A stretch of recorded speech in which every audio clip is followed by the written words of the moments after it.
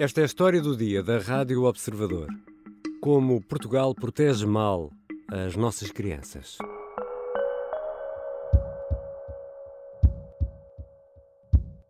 Foi um processo que, como se recordam, esta menina faleceu o ano passado, no dia 20 de junho. O processo terá começado 1 ou 2 dias depois e, efetivamente, hoje, dia 1 de agosto, temos uma decisão de primeira instância que, de certa forma, declara o direito relativamente àquilo que o Tribunal de Setúbal entendeu que se passou. António José Fialho é juiz, é o presidente da comarca de Setúbal, onde foi julgado o caso Jéssica, que levou à condenação a 25 anos de cadeia de 4 dos 5 arguidos.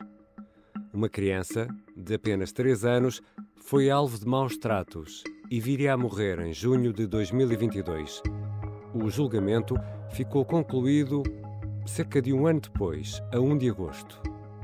A mãe e a suposta ama desta criança foram condenadas à pena máxima, mas há ainda recursos pendentes. Este é um caso extremo que resultou na morte de uma criança de 3 anos. Em Portugal, as Comissões de Proteção de Crianças e Jovens, as CPCJ, estão na primeira linha da defesa, mas, como vamos perceber neste episódio, não têm meios para chegar a tempo a todos os casos, e são milhares todos os anos. Vou conversar com Rita Pereira Carvalho, jornalista do Observador, que recolheu depoimentos e informações sobre a forma deficiente como funciona a proteção de menores em Portugal. Eu sou o Ricardo Conceição e esta é a história do dia, de segunda-feira, 27 de novembro. Fica ainda um aviso. Neste episódio, falamos de maus tratos a crianças e suicídio.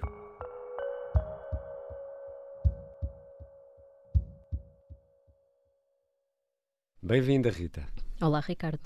O que são, se calhar vamos começar por aqui, o que são as CPCJ? Bom, são as Comissões de Proteção de Crianças e Jovens e, no fundo, são as entidades responsáveis pela proteção destas crianças e jovens. Ou seja, quando alguma criança está em risco, seja por faltar muito às aulas, que é o mais frequente nestas sinalizações, seja porque há uma queixa de violência doméstica na PSP, estas entidades entram em cena, ou pelo menos devem entrar em cena para ajudar as famílias. E recuperando aqui um bocadinho a história de Jéssica, esta criança estava de facto sinalizada desde o dia em que nasceu, porque todos os seus 4 irmãos tinham sido retirados à mãe. Mas a família não deu autorização para que a CPCJ de Setúbal continuasse a ajudar e o caso passou para o tribunal. No fundo, continuou a ser acompanhada por técnicos ou por assistentes sociais, mas aqui sem opção, era obrigada a aceitar esta monitorização. O problema é que o processo de Jéssica foi arquivado dias antes dela morrer.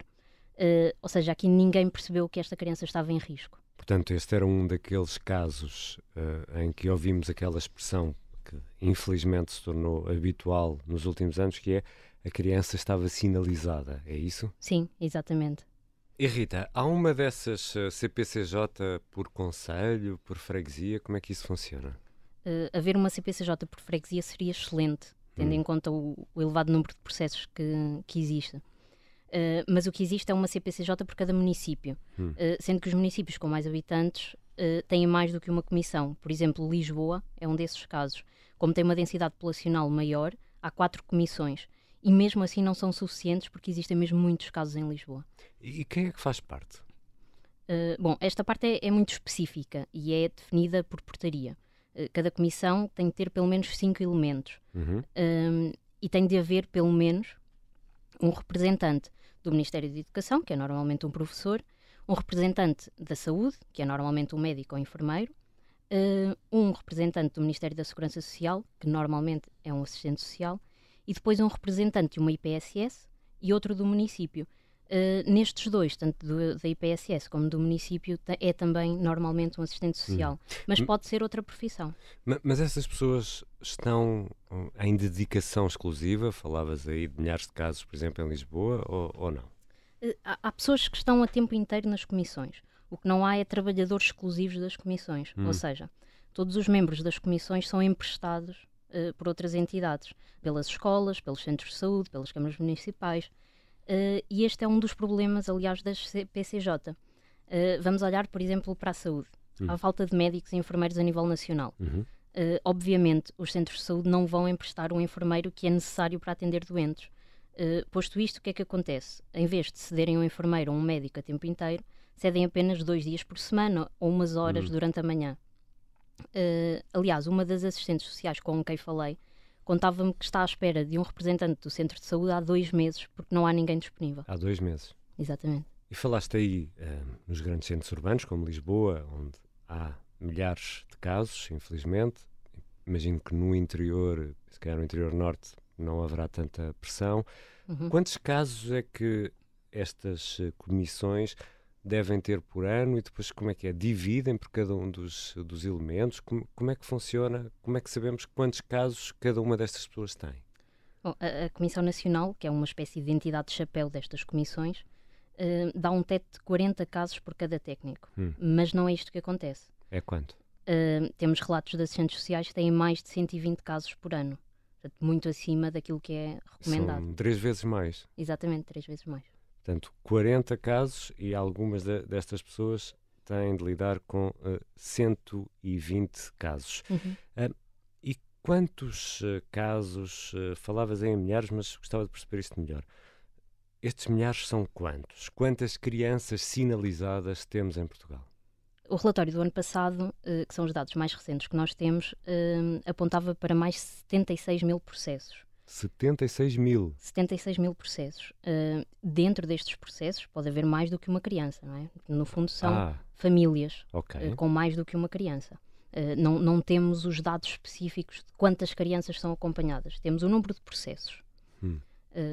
No fundo, cada família.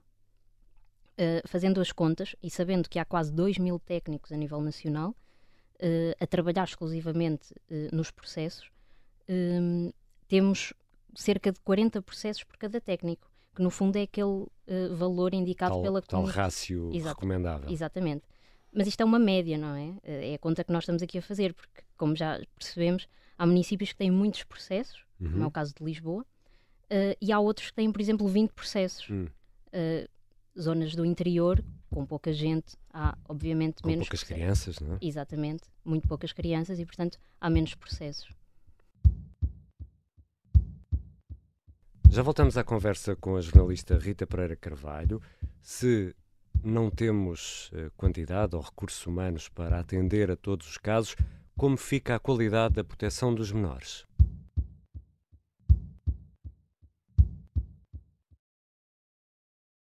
Estamos de regresso à conversa com a Rita Pereira Carvalho, jornalista do Observador, e se há pouco falámos muito de números, temos também de olhar para alguns casos que nos ajudam a perceber melhor esta realidade. Rita, falaste com vários assistentes sociais. Que histórias é que te contaram? Bom, as histórias que me foram contando têm sempre a mesma base, que é a falta de tempo e o número de processos muito elevado. Mas há uma história particular que marcou um dos assistentes sociais com quem falei, porque neste caso ele sentiu que falhou e partilhou isso connosco. Ele recebeu uma sinalização porque os pais não conseguiam ter controle sobre o filho, que tinha 13 anos. No fundo é aquilo que eles chamam de pais permissivos. Uma criança difícil, é Exatamente. Sobretudo na escola. E aqui, então, sinalizado o caso, o primeiro passo foi falar com os pais. Depois falaram com o jovem e chegaram a uma estratégia que se baseava num modelo de recompensa. Ou seja, o miúdo cumpria as tarefas na escola e depois tinha uma recompensa dos pais. E, portanto, aqui o trabalho era trabalhar com os pais nesse modelo de recompensa e ajudar o miúdo a cumprir as tarefas da escola. Mas este assistente social tinha muitos casos e, portanto, não conseguia falar com esta família todas as semanas. Passado algum tempo, percebeu-se que existia também uma relação violenta entre o casal, que escalou para um episódio de violência doméstica. E, portanto, este processo acabou com a retirada do jovem à família e ele foi para uma instituição. Conclusão, este assistente social acha ainda hoje que poderia ter evitado a retirada do jovem à família se o tivesse acompanhado com mais frequência. Se essas visitas fossem as tais visitas semanais de que falava e não mais espaçadas. Sim, mais regulares. Ou seja, aqui o que nos dizem é que o ideal é ter contacto com as famílias pelo menos uma vez por semana. Em casos graves, mais do que uma vez por semana. Mas aquilo que acontece é que eles muitas vezes são acompanhados de 15 em 15 dias. às vezes esse período é alargado. E há outros exemplos? Sim, há outros exemplos, claro. Temos a história da sinalização de um bebê recém-nascido, sinalizado pelo hospital por viver numa casa sem condições. Neste caso, o técnico da CPCJ entrou naquela casa, percebeu que o bebê estava embrulhado num cobertor, e passo a citar, completamente imundo, a casa estava suja, e nessa altura, ainda antes de ser feito o acompanhamento, o assistente social disse à mãe: precisamos de encontrar um cobertor limpo para o seu filho, precisamos de arejar a casa, precisamos de limpar a casa.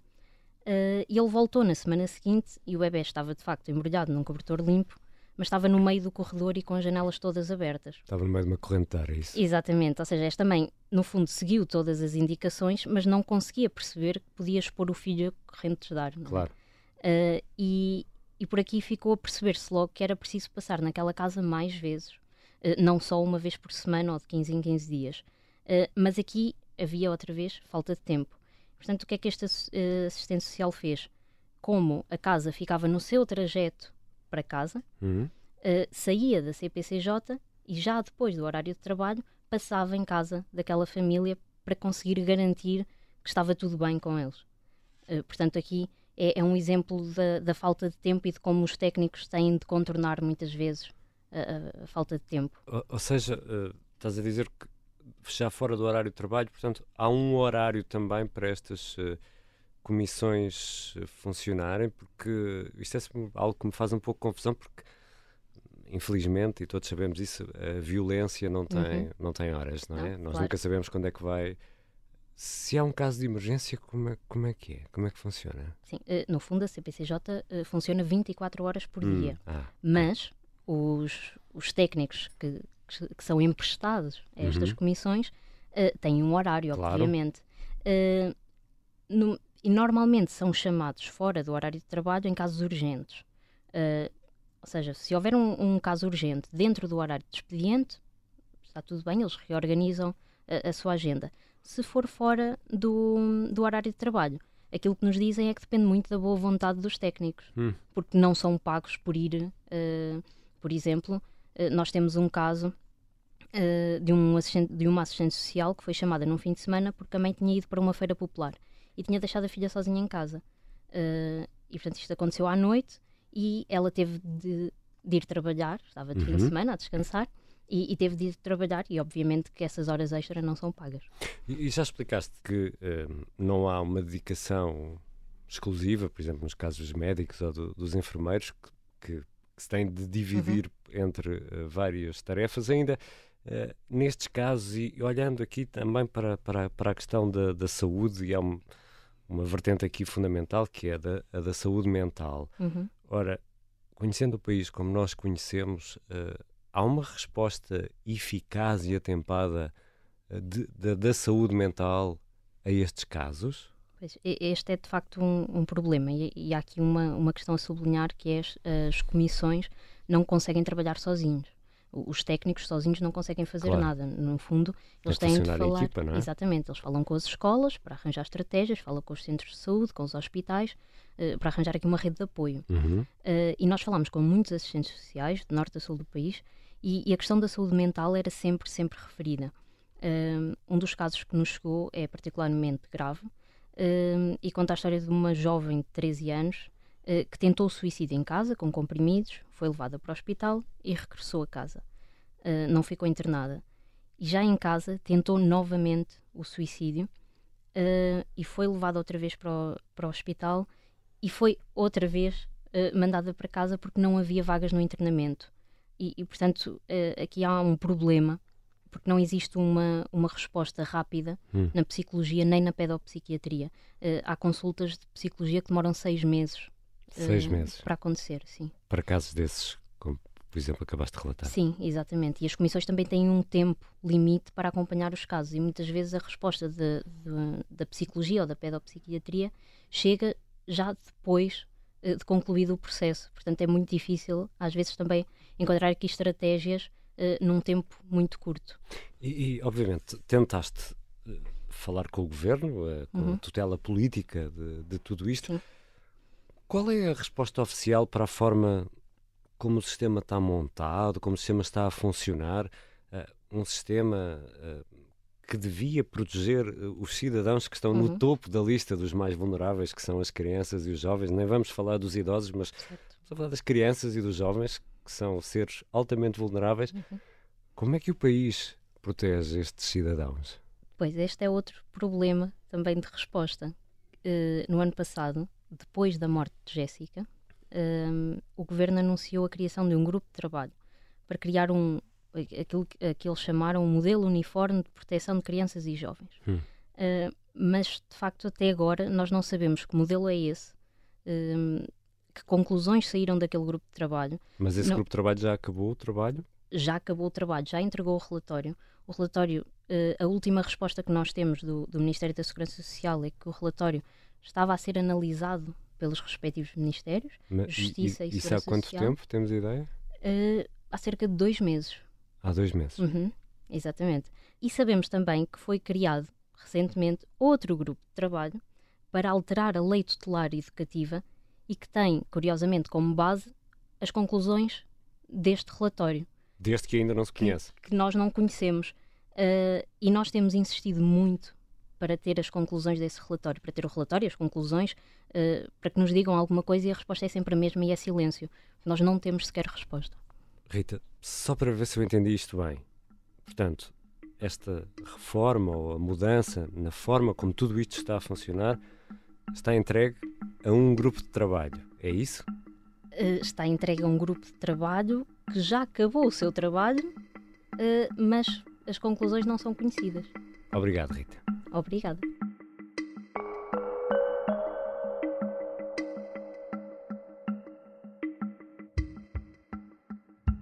Rita Pereira Carvalho é jornalista do Observador e é autora de um especial, um texto, que mergulha nesta questão da proteção de crianças e jovens. Esta foi a história do dia. A sonoplastia do Bernardo Almeida, a música do genérico do João Ribeiro. Eu sou o Ricardo Conceição. Até amanhã.